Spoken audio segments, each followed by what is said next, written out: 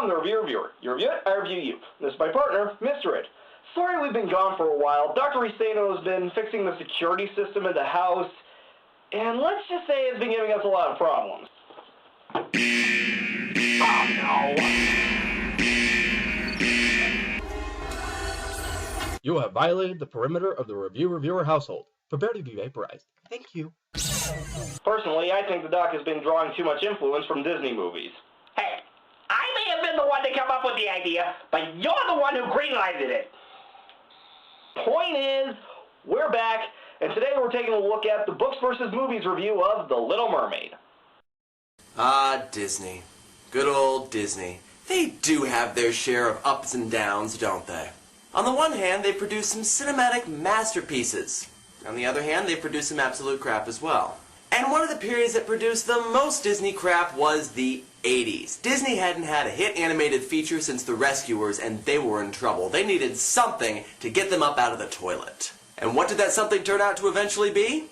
Say it with us now. The Little Mermaid. Who Framed Roger Rabbit, the live-action animated combination from 1988. Or not. So say some. But the film that everyone seems to associate with the Disney Renaissance of the late 80s and early 90s is The Little Mermaid. Based on the Hans Christian Andersen tale, The Little Mermaid was the first Disney animated feature to be based on a fairy tale since Sleeping Beauty. It became a hit and was quickly followed by some of Disney's best and best-known work of the Renaissance, including Beauty and the Beast, Aladdin, and The Lion King. And once again, The Rescuers Down Under gets completely overlooked. But this story with our beautiful and precocious Maiden of the Sea started it all. Yes, that's a bookcase. Not again.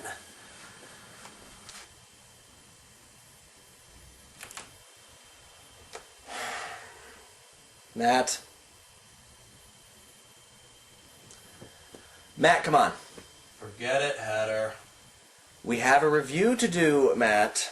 No, we don't. It's a review of Shame. It's not a review of Shame. It's not a review of Shame just because you don't happen to like it, Matt. The movie has plenty of good things to offer. You're asking me to accept that this abomination of cinema is even close to being comparable to the 1837 short story by Hans Christian Andersen about a princess of the sea who sacrifices everything for the sake of gaining an immortal soul. God damn, I hate Anderson purists. Thank you. This is Books vs. Movies review of The Little Mermaid.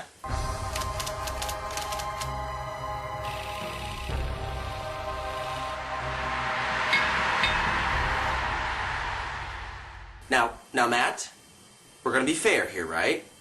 We're going to look at both the book and the movie objectively, critiquing what's good about them and what's bad about them in order to ultimately determine which one is better, right? Absolutely. In fact, why don't we get started by taking a look at the ocean's most beautiful maiden versus the ocean's most beautiful bimbo. Now, here are the title characters. Oh, this is gonna be painful. The Little Mermaid is one of Hans Christian Andersen's most recognizable characters. Half human and half sea creature, the Little Mermaid is the youngest of 12 daughters of the King of the Sea. The mermaids of Andersen's story were modeled after the sirens of legend who would sing sailors to their death. Man, would that have been a different movie. But Andersen wanted his mermaids to have more pleasant personalities, particularly his main character.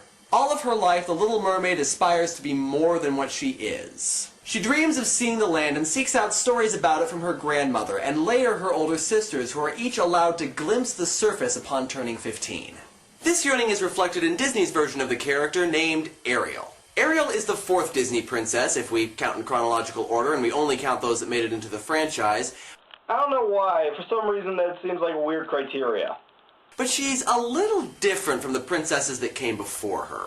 Where the other three princesses were passive, submissive, and about as bland as white bread, Ariel was feisty and rebellious. Her father, the overbearing King Triton, forbade her from having anything to do with the land or the humans, but Ariel, being a 16-year-old girl, didn't listen because she should be able to make those decisions for herself, by golly.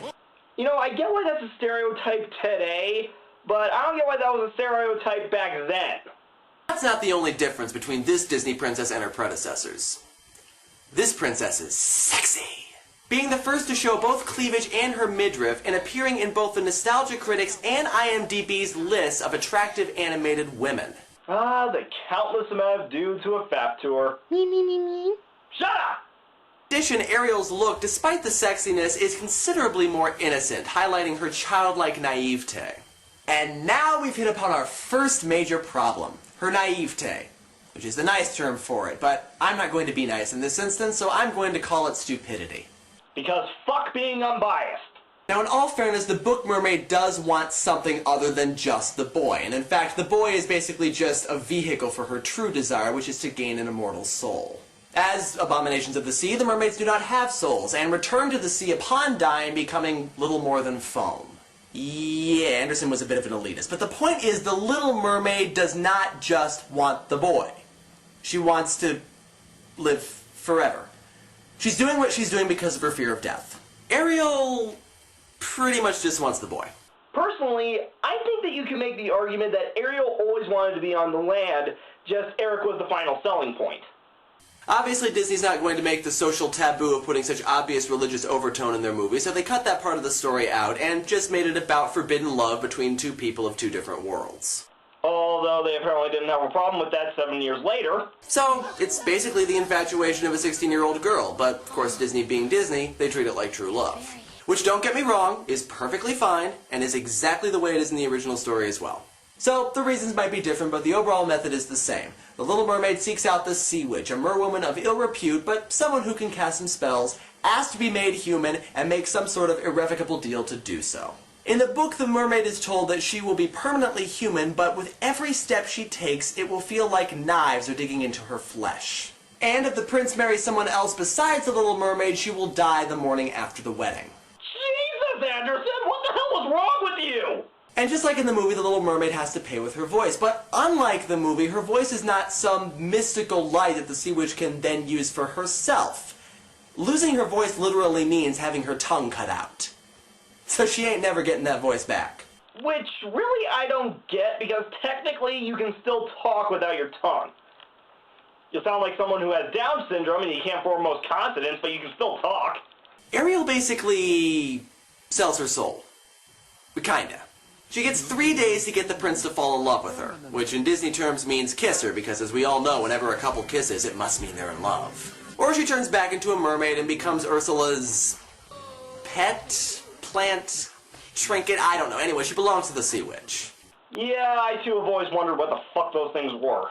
So, they both make equally stupid decisions regarding the boy. Here's the difference, though. The book version of The Little Mermaid actually owns up to these decisions. When it becomes clear that the prince fell in love with someone else, you know, of his own species, she accepts the consequences of her actions, even though she's given an out and can be turned back into a mermaid through a comparatively simple action. I mean, okay, she has to kill a guy. Are you forgetting that the guy she has to kill is the prince? She actually learned something and would be far less likely to make the same decision again. Ariel, on the other hand, learns nothing. And I know that a lot of people, including Siskel and Ebert, two of the greatest film critics of all time, have praised her rebellious nature, saying that she's more independently minded than the previous Disney princesses. Which is perfectly true, though given the fact that the previous Disney princesses at the time were Snow White, Cinderella, and Aurora, that's not really saying much. I like to make the argument that Cinderella is a much better character than Snow White or Aurora combined, but the point still stands. But a rebellious nature is only good if it leads to something positive, and all it leads to for Ariel is marriage. Oh, so marriage isn't positive? I mean, not that marriage isn't positive, but think about it. She rebels against the overbearing man in her life so she can have another overbearing man in her life. I mean, have you ever noticed that the only times when Ariel acts out is when she's in danger of not getting what she wants? Well, technically you can make the argument that Ariel does realize what she did was wrong, but it's only for like 5 seconds at best. I could live with Ariel in the first half of the film if it went somewhere, but in the end, Ariel has 2 redeeming qualities. She looks nice, and she sounds nice. And that's it. Not quite enough to save her for this round. Feel better? No, we've still got 4 more rounds to go. Yeah, but doesn't Ariel pretty much make up all of the problems that most people have with the movie as compared to the book? Why don't we take a look at one of the things that the movie got right? The antagonist. The Sea Witch from Hans Christian Andersen's story inspires one of Disney's most memorable villains, Ursula, an underwater sorceress who can grant Ariel's request and make her dreams come true. In her song, Poor Unfortunate Souls, which is one of the most kick-ass villain songs ever, she claims that she wants to help those who are less fortunate. Provided that they pay the price, of course. Because the unfortunate always have the ability to pay with something. As it happens, however, Ursula has, surprise surprise, no intentions of helping Ariel reach her happily ever after. In fact, she's taking full advantage of Ariel's stupidity in the hopes of taking over King Triton's kingdom. A feat which, I assure you, is difficult. Oh, no. I can't stand it. It's too easy. Yeah, if even the characters in the movie can acknowledge how easy this is, Ariel is a pretty dumb character. The book's antagonist has no such ambition. She's shady to be sure, but she's not evil. In fact, she's not even really an antagonist. I mean, she doesn't act against the Little Mermaid in any way other than to grant her request. Which I'll grant you is a pretty diabolical thing to do in this case. Personally, I just call it helping her so she can get her payments. Is an antagonist in this story, it's the girl that the prince ended up marrying. After the prince was rescued from drowning by the Little Mermaid, he was taken in by a nearby house of worship where he met and fell in love with one of the priestesses who cared for him, ostensibly confusing her with the Little Mermaid, though I would dispute this. I don't know how, but okay. She's an antagonist only in the purest sense of the word, however. That is, the Little Mermaid wants to marry the prince and stands in her way by her mere existence. She doesn't act against the Little Mermaid, and there's no indication that she's nasty or mean-spirited, let alone evil. The Disney movie basically takes the two characters from the story that could conceivably be construed as antagonists and kind of schmoozes them together into the character of Ursula. As the likelihood of Ariel and Eric, I just got that. Good. Could you explain it to those of us who have absolutely no idea what you're talking about? As the likelihood of Ariel and Eric sharing that magic kiss increases, Ursula feels the need to intervene, and so uses Ariel's voice to transform herself into a beautiful woman named Vanessa. She then bewitches Eric to fall in love with her instead of Ariel, and they have the most hastily planned wedding in history. And when the time limit expires, she abandons the disguise and takes Ariel down to her lair. She then uses her life as barter with King Triton and ends up becoming Queen of the Sea herself. Like I said, it really is almost too easy. Ursula knows the weaknesses of the characters, Prince Eric's desire for the right girl, King Triton's love for his daughter, and Ariel's sheer stupidity, and exploits them all beautifully. And that is exactly what makes a good villain. But this doesn't change the fact that Disney is essentially using the character of Ursula to make something sinister that is completely innocent. Taking a woman's tongue along with a lot of other harsh punishments is innocent? Like they're saying, no, handsome prince couldn't possibly fall in love with somebody other than the protagonist. She must be evil. No, they don't. I mean, if the characters just assumed something was wrong when Ursula as Vanessa showed up without any proof, then sure, but they don't! And we won't even get into the complete raping of an interesting character that the Witch got in favor of having a true villain. Isn't it more like trading one good thing for another? Reserved for which character made the better antagonist, and seeing as how the original story doesn't really have an antagonist, the movie pretty much wins by default. But aside from that, Ursula is just a kick-ass villain, cleverly playing off the sheer stupidity of our protagonist. To the point where you're almost rooting for her rather than for Ariel. And I don't think I'd go that far. Anyway, Ursula is one of the few redeeming qualities of the movie. But how about the other characters from under the sea and on the land? Okay, I might be cheating a little bit here, but I think we need to start by talking about the Sea Witch, because she's really not an antagonist. The Sea Witch is, in fact, completely honest with the Little Mermaid. She tells her exactly what she's going to go through, exactly how much pain she's going to be in, and what will happen to her if she doesn't marry the prince. To say nothing of the price, which I think is almost the Sea Witch's way of trying to deter the Little Mermaid from doing what she's about to do. But let's look at the characters that we haven't actually looked at yet. I think my favorite from the movie is probably King Triton, a fairly overbearing and at times threatening father figure, and yet it's clear that he loves his daughter. I know we're supposed to find his personality needlessly aggressive and that he's squelching her dreams or whatever, but honestly, Ariel is such a bratty bimbo in the beginning that I honestly can't blame him for acting the way that he does. And I don't think anyone else does either. And in the end, it's his sacrifice that saves Ariel. But as far as I'm concerned, all that is completely botched by the ending, when after endangering the kingdom and everything they hold dear, he not only doesn't punish the Little Mermaid, but gives her exactly what she wants. Really, Triton? What the hell? Well, maybe he just figured...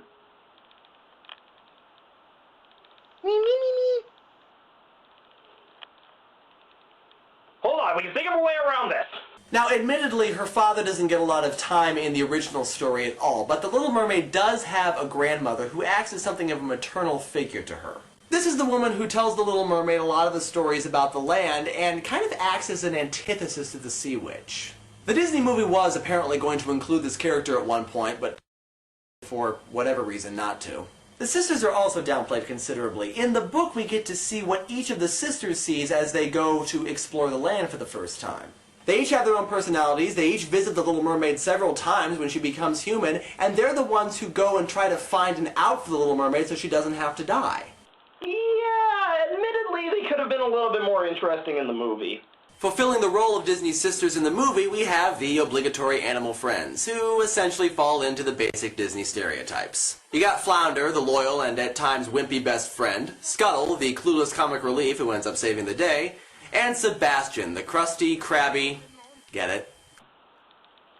Boo! Like guardian.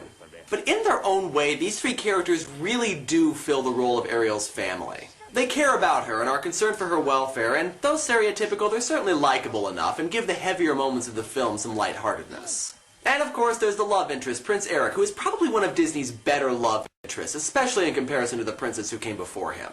You mean the fact that he actually has a personality? He's also possibly the only character in this movie who actually has some growth, learning to appreciate what's right in front of him rather than keeping his head in the clouds. Would that Ariel could have learned that same lesson. Regardless, he still has all the makings of a perfect Prince Charming-like character. And that's a problem? Both stories focus on the mermaid, and neither one really puts a lot of focus on the other characters, but I think I'm going to lean towards the book on this one. What? And trust me, the characters from the movie are a lot more likable, but the characters in the book are just more interesting and better fleshed out. And when all is said and done, I'm more interested in the characters from the original story than I am in the cardboard cutout characters from Disney. Well, okay, fair enough. So now let's look at another saving grace from the movie, the imagery. Say what you will about the story and the characters, but you cannot deny that this is a really nice looking film. The animation, even 20 years later, is really impressive. It's clear that the animators worked hard to make sure that the underwater scenes really look like they're underwater, and the effort shows. The motion of everything, the color scheme, the bubbles, it really does look as though you've been transported into another world, and the quality of the work still holds up today. The imagery of the book was largely inspired by Hans Christian Andersen's perception of southern Italy. And of course, it's Hans Christian Andersen, which means that there's a lot of religious imagery as well. The depth of the sea is measured in church steeples, the prince is brought to shore by a house of worship, and of course the theme of the Little Mermaid gaining an immortal soul just permeates the story. But then the religious imagery does have a tendency to permeate a bit too much. Religion butting its head in too much? No! Andersen always seeks to teach a lesson in his stories, and at times, a lot of times, he gets on his soapbox and really hammers the point to death, and a lot of this comes through in the imagery. The animation in the movie is just nice to look at. And we can't ignore the music, that's part of imagery as well. Aside from Poor Unfortunate Souls, songs like Part of Your World and Under the Sea are instantly recognizable for how beautiful and catchy they are. And the score for the movie is also very good. The animation and the music are really what makes this movie stand out, and it's definitely a big part of what ushered in the Disney Renaissance. Like I've said, if you completely ignore the characters and the story, this is a really great film. Isn't that kind of like saying, even though they're festering, disease-ridden creatures, raccoons are pretty adorable?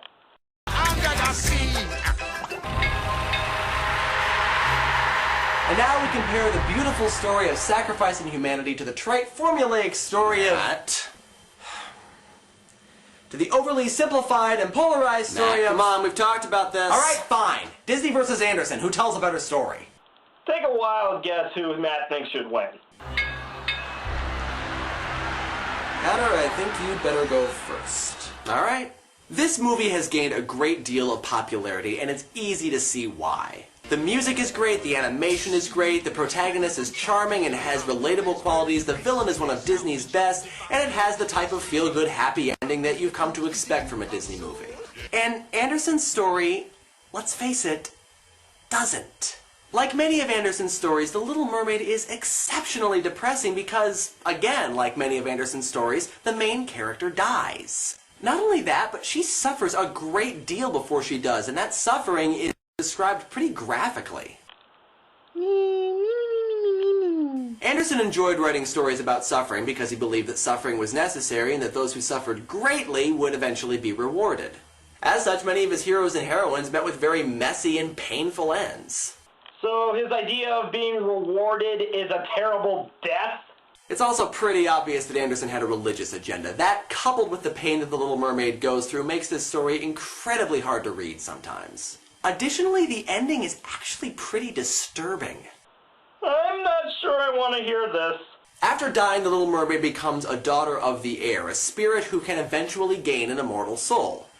After some 300 years of making people happy. That's all fine and good, but then the story goes on to say that every time a child cries, the Little Mermaid gets another day added to her service. Isn't that kind of like saying you can get food in about 5 hours, but every time you breathe, you have to add another hour onto how long you have to wait? What the hell, Anderson? I mean, obviously it's supposed to be a moralistic story for kids, but seriously? Wait. This was intended for children? Now, Billy, I know you broke your leg and all, but if you cry, it'll just take the Little Mermaid that much longer to find eternal bliss, so just be happy! Okay, I don't think that's the moral that kids are supposed to be taking from it. Here's my thing. If you're going to make a movie adaptation of a book, if you stay true to nothing else, stay true to the message. Or, if that message is less than savory, which admittedly may be the case here, stay congruent or improve upon it. Disney's movie doesn't. And let me be very clear here. My problem is not that they gave the story a happy ending. This story can work with a happy ending. I have seen it work with a happy ending. But as far as I'm concerned, the movie completely negates the themes of suffering, sacrifice, and owning up to the consequences of your actions that are so strong and clear in the book. Personally, I don't think that the suffering and sacrifice has to be in the movie, but owning up to your actions should be. I know it's a popular movie, and I don't fault people for liking it, and I will be the first to admit that the original story has plenty of flaws. But as far as I'm concerned, the movie is not an improvement. Book wins, big surprise. Overall, this review is really well done, and I like how it manages to get the point of view of both the book lover and the movie lover. Although I do think it was a little harsh in the comparison to the book. Either way, it was still really well done. I'm the review reviewer. You review it, I review you. And trust me, we're just beginning our dive under the sea. The seaweed is always greener in somebody else's lake. You dream about going